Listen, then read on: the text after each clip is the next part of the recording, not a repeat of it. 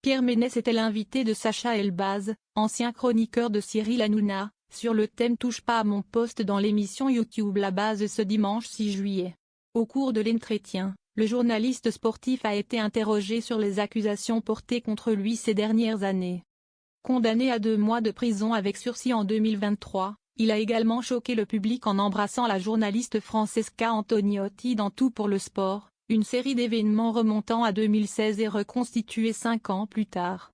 À l'époque, je n'ai pas considéré cela comme une faute, mais comme une insulte. Le fait que nous soyons des femmes pousse parfois certaines personnes à nous manquer de respect. Quand je repense à ces images, je suis très confuse. Pierre, il s'est imposé, je n'ai pas osé lui dire ce que j'ai ressenti à l'époque, a-t-elle dénoncé sur TPMP.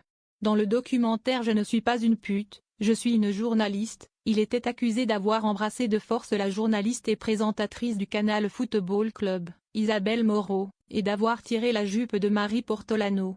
Confronté à Sacha Elbaz, Pierre Ménès a accusé Marie Portolano d'avoir détruit sa carrière pour construire la sienne. Elle a ruiné ma vie. Elle a fait sensation dans sa carrière avec cette histoire.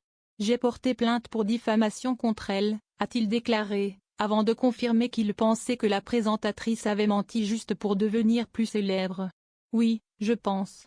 Et 4 ans plus tard, pour se remettre, elle a sorti un livre, a-t-il déploré, avant de préciser qu'elle ne l'avait pas nommé dans le livre Je suis la femme du plateau. Je suis infiniment meilleure qu'elle au football, a ajouté plus tard Pierre Ménès, qui a sombré dans la dépression lorsqu'il a été visé par ces accusations.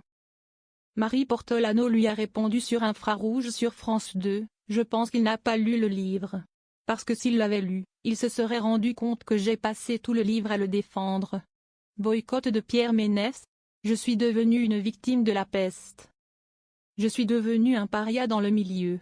Depuis 4 ans, je n'ai reçu aucun appel, aucune offre, déplore celui qui se croit victime d'un complot.